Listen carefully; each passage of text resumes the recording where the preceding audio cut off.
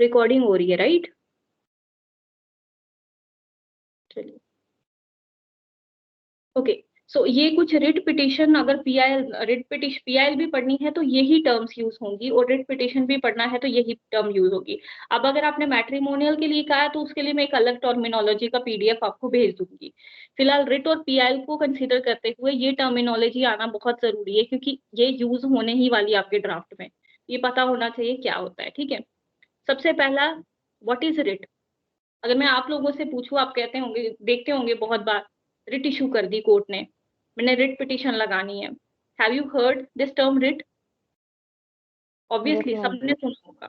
Yes ma'am. Do you understand by this term कि writ issue कर दी court ने? इसका मतलब क्या है, रिट इशू कर दी कोर्ट ने, या मैंने रिट पिटिशन कोर्ट में लगानी है?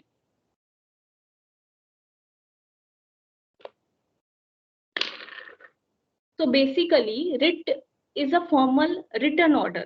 कहते हैं ना कि कोर्ट ने रिट इशू कर दी, मतलब एक ऑर्डर इशू कर दिया। एंड रिट जो है वो सिर्फ हाई कोर्ट में ही रिट पिटिशन दायर की जा सकती है। Writ petition can be filed only in the high court और the supreme court. High court under article 226 of the constitution of India, and before the supreme court under article 32 of the constitution of India. अगर आपका matter जो है, suppose I am in Jammu Kashmir right now, please ध्यान से सुनिएगा, और कोई doubt हो जाएगा जैसे ही क्लास हो जाए तो उसके बाद आप पूछ सकते हैं। मैं JNK में हूँ, अभी जम्मू कश्मीर में हूँ। कोई मैटर है जो जम्मू कश्मीर को रिलेटेड, जम्मू कश्मीर के रिलेटेड है, तो क्या मैं डायरेक्टली सुप्रीम कोर्ट जा सकती हूँ? No ma'am, yes ma'am. No Yes, ma'am. भी बोल रहे हैं, यस भी बोल रहे हैं। अब मैं एक चीज बता दूं, मैं डायरेक्टली सुप्रीम कोर्ट, देखिए, रिकमेंड यही किया जाता है कि पहले आप अपने हाई कोर्ट में जाइए, अगर आपको वहां रिलीफ नहीं मिलता है फिर आप सुप्रीम कोर्ट में जाइए। लेकिन जो अगर आप आर्टिकल 32 की लैंग्वेज पढ़ोगे ना, वहां पे के अंदर तो जा सकते हैं। एग्जैक्टली, आप डायरेक्टली 32 में सुप्रीम कोर्ट ऑफ इंडिया में जा सकते हो। रिट में ऐसा कहीं नहीं बोला है कि आपको आपको पहले हाई कोर्ट की रेमेडी एग्जॉस्ट करनी है, then only you can approach to the high supreme court. No, even you can directly go to the high court, even if the matter is pertains to JNK only, तब भी मैं high supreme court में matter को लेके जा सकती हूँ under article 32 of the constitution of India. लेकिन क्योंकि रिकमेंड ये नहीं किया जाता है, क्योंकि सुप्रीम कोर्ट के पास जो पहला रीजन होगा आपको यही वो क्वेश्चन करेगा कि when you have your own high court, why you approach directly to the supreme court. Obviously वहां भी तो बर्डन बढ़ जाएगा ना, ऐसे अगर सारे अपने सुप्रीम कोर्ट में मैटर लेके आने लगे तो। ठीक है, दैट इज अपेक्स कोर्ट। हर एक इंसान अगर सोचे कि नहीं मुझे सुप्रीम कोर्ट में ही रिट लेके जाना है, फिर तो हाई कोर्ट का काम खत्म हो गया और सुप्रीम कोर्ट पे बर्डन इंक्रीज हो जाएगा। तो इसीलिए इस वजह से भी हाई कोर्ट डिसमिस कर देता है रिट पिटिशन बहुत बार, ऑन दिस ग्राउंड कि please approach to your high court first. अगर आपको वहां पे कोई रिलीफ नहीं मिलता है, then come to the supreme court, not directly, right? But whenever a fundamental right has been violated, you can even directly approach to the Supreme Court of India. ठीक है? So writ is a formal written order issued by a court, typically to compel a government authority or agency to perform a specific action or to refrain from doing something. So आपने देखा होगा there are 5 kinds of writ, right? कौन कौन सी writs हैं 5 तरह की? Yes, anyone? Yes Habeas ma'am. corpus, certiorari, mandamus, quo warranto, And prohibition. absolutely. Constitutional law जिन बच्चों ने पढ़ा है या जिन लोगों ने पढ़ा है, जो प्रैक्टिसिंग एडवोकेट भी है या जो जुडिशरी की तैयारी करते हैं, उनको तो पता होगा। बट जो अभी जस्ट लॉ ज्वाइन किया है या जो लॉ बैकग्राउंड से नहीं है, उनको मैं ये बता दूं कि there are 5 kinds of writ that has been mention in the constitution of India. First is a habeas corpus, second is a mandamus, third is certiorari, quo warranto and prohibition. तो ये आप कॉन्स्टिट्यूशनल लॉ में देख सकते हैं। आप constitutional law देखेंगे तो उसमें आपको मिल जाएगी कि किस तरह की रिट्स हैं आपके पास, ठीक है? उसमें एक रिट होती है मैंडामस की रिट, वो सबसे ज्यादा कोर्ट्स में यूज होती है। अगर मैं स्पेशली JNK हाई कोर्ट की बात करूं तो मैंने भी बहुत मैंडामस रिट्स फाइल की हैं, और मैंने जो कोर्ट में एक कल्चर देखा है, मैंडामस रिट सबसे ज्यादा फाइल की जाती है, क्योंकि गवर्नमेंट अथॉरिटी जहां पर भी अपनी ड्यूटी सही से परफॉर्म नहीं करती, वहां पे उसको आप मेंडामस रिट फाइल करके कोर्ट में कंपेल करा सकते हो कि डू योर ड्यूटी। अगर आपने मेंडामस जिन स्टूडेंट ने पढ़ी होगी उसका जो जो मीनिंग है वो यही है, do your duty. It means कि we can file a writ petition of mandamus before the high court or the supreme court whenever a government authority is not performing its duty। ठीक है, तो ये सबसे अच्छा वे है। सपोज रोड नहीं construct हो रहा है, go to the high court, file a writ of mandamus और वहां से हाई कोर्ट से ऑर्डर लेकर आ जाओ। वो हाई कोर्ट ऑर्डर दे देगा, क्योंकि it is a duty of the government authority ना to construct a road, right, and they are not performing their duty, तो इमीडिएटली रिट इशू करके आप रोड कंस्ट्रक्शन करा सकते हो। I am just giving an example. Suppose एक rural area है और दूर दूर तक कोई स्कूल ही नहीं है available, although it is a matter of public interest as well, वहां पे लोकल स्टैंडाई का कंसेप्ट हो जाता है, वो थोड़ा डीप स्टडी हो जाएगा, अभी उसको नहीं वो करेंगे। बट मैं ये बोल रही हूँ कि जब भी कोई गवर्नमेंट अथॉरिटी जो है they are not performing their duty, या फिर कोई ऐसी काम कर रहे हैं जो उनको नहीं करना चाहिए, आप सीधे हाई कोर्ट में जाके एक रिट फाइल कर सकते हो। लेकिन हाँ, आपका कोई फंडामेंटल राइट या कोई लीगल राइट वायलेट होना चाहिए, दैट इज इम्पोर्टेंट। अब मैं एक एग्जांपल के तौर पे, अब आप कहेंगे कि इतना ये क्यों समझा रही है हमें, लेकिन ये चीज समझने की जरूरत है, क्योंकि ये जितना आपको क्लैरिटी होगी ना इस सब्जेक्ट को लेके, then only you can draft, you will be able to draft document properly. देखिए, अब मैं एग्जांपल के देती हूँ आपको। आरटीआई बोल दिया मैंने जाके ड्राफ्ट करो, आपको मैंने सैंपल ड्राफ्ट से सिखा दिया कि ऐसे ऐसे ड्राफ्ट करते हैं, इस तरह से इसका सैंपल होता है, ऐसे ड्राफ्ट करिए। पर आपको ये भी नहीं पता है कि आरटीआई में क्या क्या क्लॉजेस मैंडेटरी है, आरटीआई किस टॉपिक्स पे लगाई जा सकती है, कौन से टॉपिक एग्जेम्प्टेड हैं आरटीआई से, तब तक आप आरटीआई ड्राफ्ट नहीं कर पाओगे। तभी मैं आपको ये सारी चीजें जो थोड़ी बेसिक्स हैं ये पढ़ा रही हूँ। तो is it okay for you guys ना, मतलब ज्यादा तो नहीं हो रहा? अगर आप बोलेंगे तो मैं थोड़ा इसको ऊपर ऊपर से पढ़ा No, रही हूँ। ma'am, it's fine. No, ma'am, it's fine. It's fine ना No, सबके? it's completely fine. चलिए, आई होप किसी को भी कोई ऑब्जेक्शन हो प्लीज लेट मी नो, आप मेरे को ग्रुप में डाल देना, मैं आपको थोड़ा ये जल्दी जल्दी करा दूंगी, ऐसे कोई दिक्कत नहीं है। तो आप ये हाई कोर्ट में जाके रिट फाइल कर सकते हैं, आपका लीगल या फंडामेंटल राइट वायलेट होना चाहिए। अब मैं एग्जांपल आपसे पूछती हूँ, मैंने आपके साथ एक कॉन्ट्रैक्ट किया, ठीक है, we both are a private person and हम में से एक पार्टी कॉन्ट्रैक्ट परफॉर्म नहीं कर रही है। Now can I go to the high court? No, ma'am. Now what is the reason why I cannot approach the high court? Because Like fundamental government legal authority. right is not violated. Absolutely. So ये मेरा motive है बताने का कि fundamental right या legal right आपका violate नहीं हुआ है, आपका कॉन्ट्रेक्चुअल राइट्स वॉयलेट हुए हैं। कॉन्ट्रैक्ट को परफॉर्म कराने के लिए आपके पास से अलग से फोरम्स है, ठीक है, उसके लिए आप सिविल कोर्ट में जाइए, ना कि हाई कोर्ट में, ठीक है। अगर एफआईआर कोई रजिस्टर नहीं कर रहा है पुलिस वाला, can I directly approach the high court? Suppose एक कॉग्निजेबल ma'am. ऑफेंस हुआ है, सीरियस ऑफेंस हुआ है, मर्डर हुआ है, ठीक है, and police is not registering an FIR, can I directly approach to the high court? Yes, ma'am. Ma'am उसके लिए डिस्ट्रिक्ट कोर्ट तो होता ही है ना, पहले तो डिस्ट्रिक्ट पे जाएंगे फिर हाई कोर्ट पे जाएंगे। Now can I directly approach the high court? No, madam, you have to approach the magistrate. Absolutely, I cannot directly approach the high court. Obviously high court मेरे को क्या बोलेगा कि जब आपके पास ऑल्टरनेटिव रेमेडीज हैं, why you are approaching the high court directly? They will dismiss my petition, ठीक है। वो कहेंगे आपके पास अभी एसएसपी के पास जाइए पहले, फिर मजिस्ट्रेट के पास जाइए, वो कोई मैटर नहीं आपका वो कर रहा है, सेशन कोर्ट में जाइए और उसको चैलेंज करिए ऑर्डर को, फिर हाई कोर्ट में आइए, ठीक है। So when you have the alternate remedies जिसके लिए फोरम्स बनी हुई है, जैसे कंज्यूमर डिस्प्यूट है तो कंज्यूमर फोरम्स बनी है, फिर आप हाई कोर्ट में नहीं जा सकते, ठीक है। नाउ द टर्म पिटिशनर जो है वो बहुत यूज होती है, क्योंकि हाई कोर्ट में पिटिशंस फाइल होती हैं और ये पिटिशनर वर्ड यूज होता है। What is a petitioner? Petitioner is a party who files a writ petition before the court seeking a specific remedy और रिलीफ।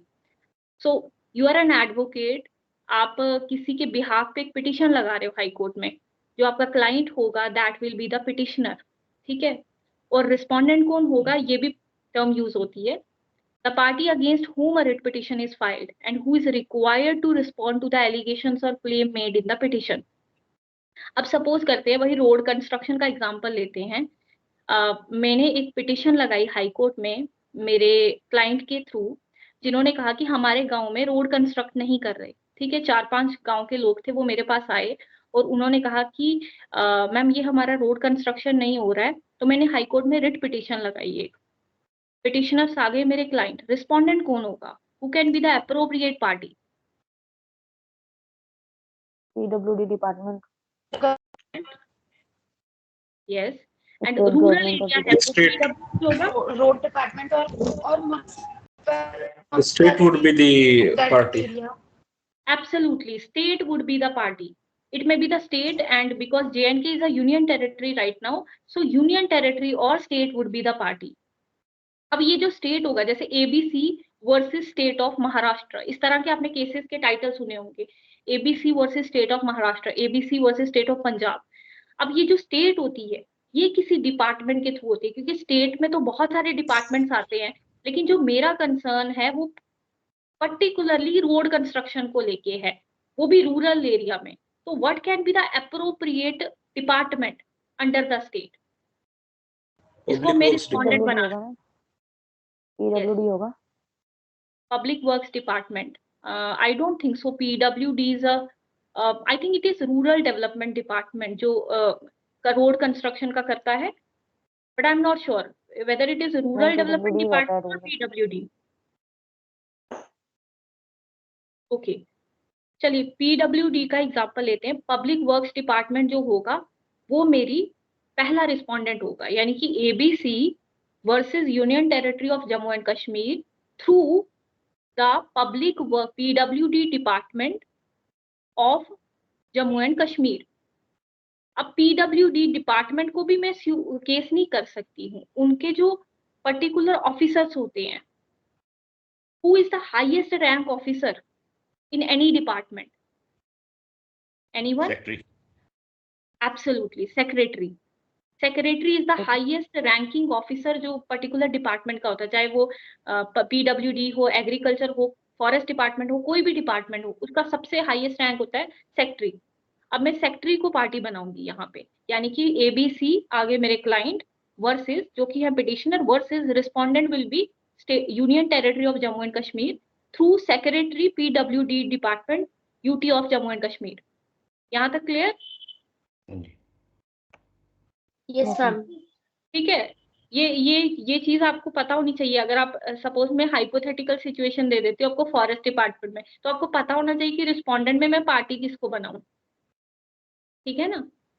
चलिए, public interest litigation, any type of legal action initiated by an individual or group on behalf of a public interest or in the interest of general public. अब यहाँ पे हो गया कि आपके पास कोई आया नहीं, आपने खुद ही, आपको कोई पब्लिक इंटरेस्ट का मैटर लगा। सपोज करते हैं आप एक गांव में विजिट किए और वहां पे देखा आगे पीछे कोई स्कूल ही नहीं है और बच्चे वहां पे हैं एंड उनको क्योंकि एजुकेशन नहीं मिल रही है, which is the fundamental right of any children, that is right to education under article 21A of the constitution of India. उनको उनका फंडामेंटल राइट वायलेट हो रहा है, but they are not in such a capacity कि वो court में जाके case file कर सके। अब आपने क्या किया एज अ लॉ स्टूडेंट और एज अ लॉयर, एक चीज और बता दूं, PIL के लिए you don't need to be a lawyer, any person can file a public interest litigation.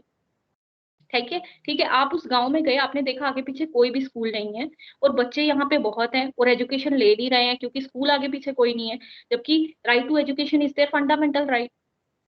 अब आपने क्या किया, उस ग्रुप ऑफ स्टूडेंट्स को, जो बच्चे उस गांव के हैं, इट मे बी 2000, उन 2000 बच्चों को आपने PIL के थ्रू हाई कोर्ट में अपने रिप्रेजेंट किया।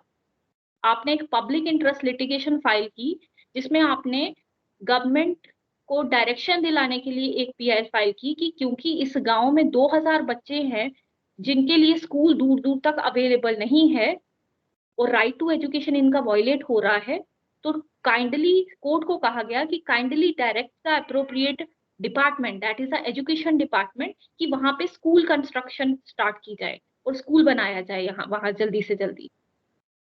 ठीक है, ये चीज क्लियर हुई? Yes ma'am. ठीक है, तो any public interest Yes, matter, ma'am. वो आपका कोई भी पब्लिक मैटर हो सकता है। मैंने एग्जांपल दी राइट टू एजुकेशन को लेके, एनवायरनमेंट रिलेटेड मैटर पे पीआईएल लगती हैं। उसके बाद बहुत सारे और होते हैं, बहुत सारे मैटर होते हैं, एनिमल राइट्स पे लगती हैं, कितने सारे मैटर्स पे आप देखते हैं पीआईएल लगती रहती है ना। तो वो आप देख लीजिए जो भी पर्टिकुलर इंटरेस्ट है आपका। मैंने एक पीआईएल जेएंडके हाई कोर्ट में लगाई है, वो पीआईएल चाइल्ड सेक्सुअल अब्यूज को लेके है। जब हम पीआईएल डिस्कस करेंगे, मैं वो पीआईएल आपके साथ श्योरली डिस्कस करूंगी, एंड वी विल सी की how a PIL should be drafted, right? Okay, rule नीसी। Now what is this term? A preliminary order issued by the court in response to a writ petition requiring the respondent to show cause why the relief sought in the petition should not be granted. अब आपने देखा होगा कि एक ना show cause notice issue होता है। Suppose I am the employer और मेरा एक एम्प्लॉय है, मैंने उसको एक उसका डिसएंगेज कर दिया, उसको सर्विसेज से, उस पे कोई मतलब एलिगेशन पड़ी, तो मैंने उस पर कोई इंक्वायरी नहीं बिठाई, कुछ नहीं किया, बस डिसएंगेज कर दिया उसको। उसको कोई शो कॉज नोटिस भी नहीं दिया। आपने शो कॉज नोटिस के बारे में सुना होगा, Yes. ठीक है ना? तो रूल नीसी बेसिकली एक प्रिलिमिनरी ऑर्डर होता है जो कोर्ट ही इशू करता है। कोर्ट, जैसे मैंने रिट पिटीशन में मांगा है कि यहाँ पे रोड कंस्ट्रक्शन होनी चाहिए, अब कोर्ट वो पर्टिकुलर डिपार्टमेंट को एक ऑर्डर इशू करेगा कि आप मुझे बताइए कि क्यों इनको जो इन्होंने रिलीफ मांगा है इस पिटीशन में नहीं ग्रांट करना चाहिए, ठीक है? तो दैट इज रूल नीसी। लोकस स्टैंडाई, अब ये लोकस स्टैंडाई का कंसेप्ट भी बहुत इंपॉर्टेंट है। आपका लोकस स्टैंडाई क्लियर होना चाहिए। लोकस स्टैंडी का कंसेप्ट, आप कुछ भी कहें लोकस स्टैंडाई या लोकस स्टैंडी, ये कंसेप्ट बड़ा इंपॉर्टेंट होता है। द लीगल स्टैंडिंग और a right of a party to bring a particular case और क्लेम बिफोर अ कोर्ट। अब एग्जाम्पल मैं देती हूँ, जैसे एक कैंडिडेट है, एस्पिरेंट है, उसके इंटरव्यू में भी मार्क्स अच्छे आए थे और रिटन एग्जामिनेशन में भी अच्छे आए थे, लेकिन उसको सिविल सर्विसेज के उसने एग्जाम दिए, बट उसको उस पोजीशन में बिठाया नहीं गया, ठीक है? इंटरव्यू में भी उसके अच्छे मार्क्स आए थे, उसकी जगह किसी और कैंडिडेट को बिठा दिया गया। अब मुझे, क्योंकि ही वॉज माई नेबर, तो मैं एज अ मतलब एज अ कंसर्न मुझे हुआ कि इसके मार्क्स तो अच्छे थे, तो क्यों इसको नहीं बल्कि दूसरे कैंडिडेट को बिठा, क्या मैं उसके बिहाफ पे कोर्ट में जा सकती हूँ, हाई कोर्ट में? उसने नहीं मुझे अलाउ किया है, मैं खुद ही चले गई कि इसको क्यों बिठाया, इसको क्यों नहीं बिठाया, इसके तो मार्क्स ज्यादा अच्छे हैं। No, ma'am. No, मैम, ये पब्लिक कंसर्न का तो नहीं है, तो पर्सनल राइट हुआ था। बिल्कुल उसके राइट्स वायलेट हुए हैं, लेकिन ये उसका लोकस स्टैंडाई का जो कंसेप्ट है वो यहाँ पे आ जाता है, यानी कि उस पर्टिकुलर इंसान को खुद आना पड़ेगा, क्योंकि राइट उसी का वायलेट हुआ है ना। ये पब्लिक इंटरेस्ट का मैटर नहीं है कि उन 2000 बच्चों को मैंने हाई कोर्ट में रिप्रेजेंट कर दिया, वो पब्लिक इंटरेस्ट का मैटर था, ये पब्लिक इंटरेस्ट का मैटर नहीं है। यहाँ पे जिस पार्टी के इंटरेस्ट का क्वेश्चन है उसी को कोर्ट में आना पड़ेगा, मैं उसके बिहाफ पे हाई कोर्ट में नहीं जा सकती। तो लोकस स्टैंडाई बहुत इंपॉर्टेंट कंसेप्ट होता है। पीआईएल के केसेस में इस लोकस स्टैंडाई के कंसेप्ट को रिलैक्स किया गया है, तभी तो मैं 2000 बच्चों के मैटर को कोर्ट में लेके गई, मुझे उन 2000 बच्चों से पूछना भी नहीं पड़ा, क्योंकि it was a matter of public interest, not a matter of any other petition. अब एक प्रेयर वर्ड बहुत यूज होता है, कहते हैं कि कोर्ट में प्रेयर क्या मांगी है आपने। एक आपको ड्राफ्टिंग के टाइम प्रेयर क्लॉज डालना पड़ता है पिटिशंस में। उस प्रेयर क्लॉज में आपको क्या मेंशन करना होता है? द स्पेसिफिक रिक्वेस्ट और relief sought by the petitioner in a writ petition typically listed at the end of the petition. Basically petition जो होती है वो 3 पार्ट्स में डिवाइड होती है। First is a fact part. Facts में you will state the story, chronological order में आपको पूरी स्टोरी लिखनी है कि आपका मैटर है क्या है। Second is a ground part. Ground is the basis, आपका क्या बेसिस है, किस बेसिस पे आप ये रिट पिटिशन फाइल कर रहे हो, what is the basis of your filing this case before the court. And last is a prayer part. Now what you are seeking from the court, क्या relief क्या चाहते हो आप कोर्ट से। तो प्रेयर जो होता है वो एक रिलीफ होता है कि ये तो टॉप पे मैंने फैक्ट्स में I have stated my story कि road has not been constructed in this village, इसकी वजह से इतने लोगों को प्रॉब्लम हो रही है, ओल्ड एज लोगों को प्रॉब्लम हो रही है, बच्चों को प्रॉब्लम हो रही है, ऑल दीज थिंग्स, राइट। कुछ फैक्ट्स वगैरह वो भी डाल दिए। ग्राउंड्स में I have stated the right to life and personal liberty, right to live with dignity and all these things.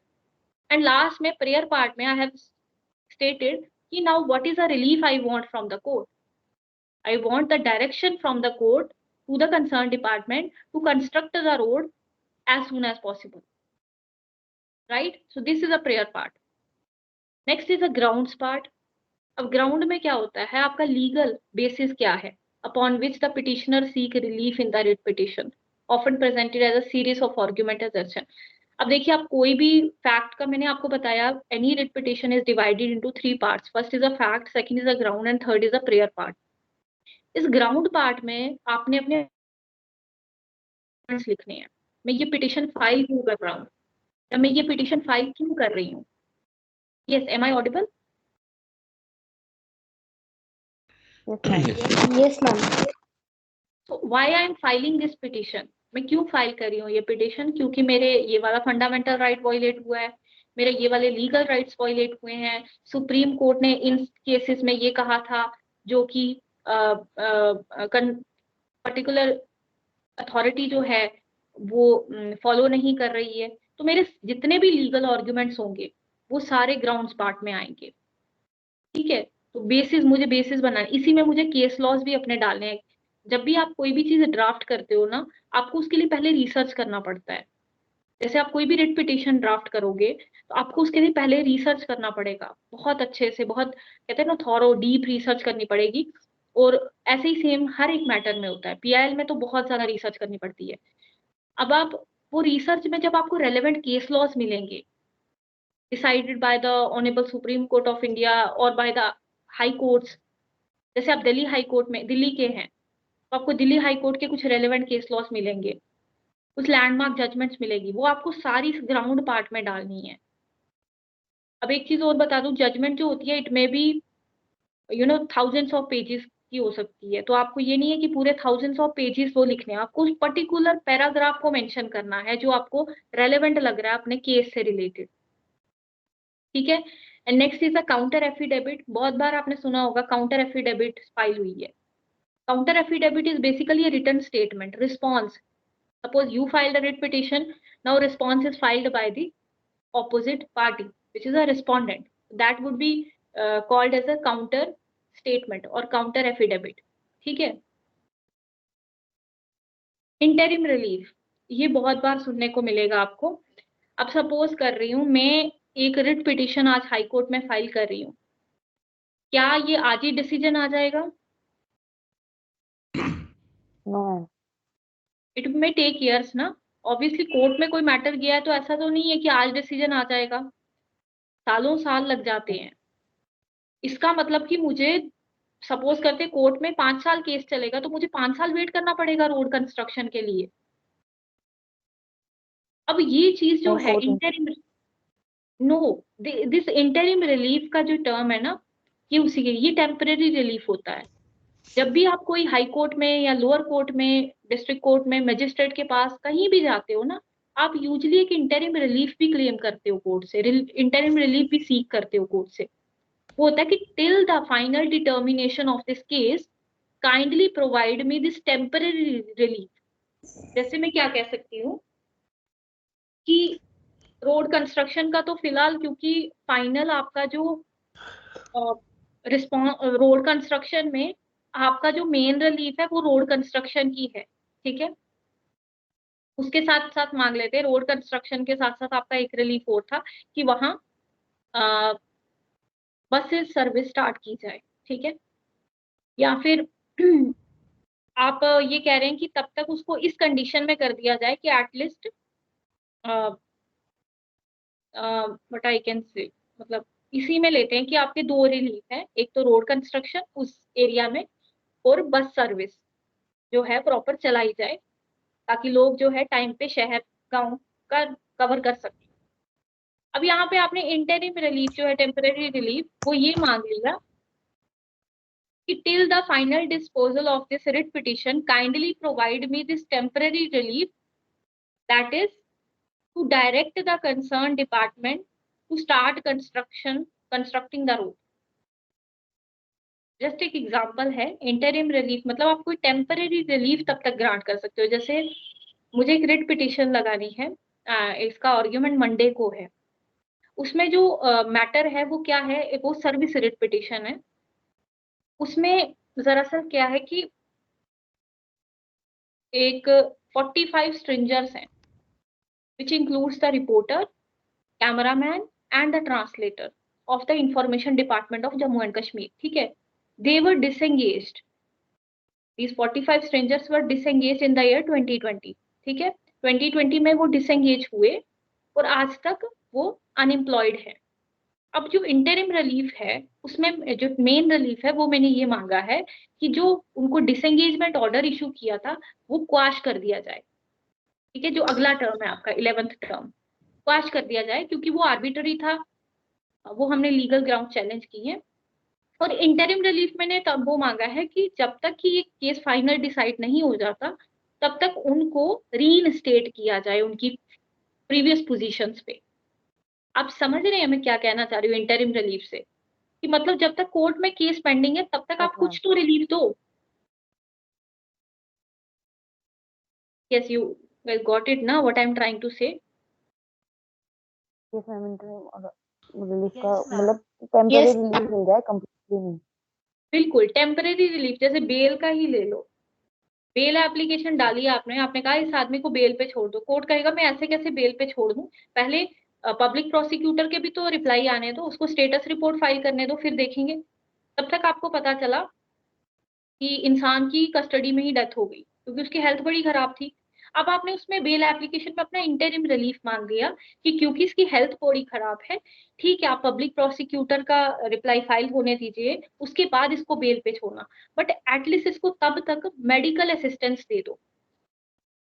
ठीक है, this is a interim relief, right. चलिए क्वेश्चन पे बढ़ते हैं। The process of nullifying or setting aside a decision, order or action of a government authority or agency through a writ petition. So question जैसे होता है कोई भी order या डिसीजन या action by any government authority, या मैं कहूँ स्टेट, स्टेट का डेफिनेशन किस आर्टिकल में है अगर मैं आप लोगों से पूछूं तो? Article 12. यस, आर्टिकल 12 जो है that talks about the definition of the state. State में सिर्फ गवर्नमेंट नहीं आती है, it includes all the departments, all the panchayat से लेके जितने टॉप क्लास के डिपार्टमेंट हैं, मिनिस्ट्रीज हैं, एंटिटीज हैं, अंडरटेकिंग है, बहुत सारी चीजें गवर्नमेंट की डेफिनेशन में आती, स्टेट की डेफिनेशन में आती।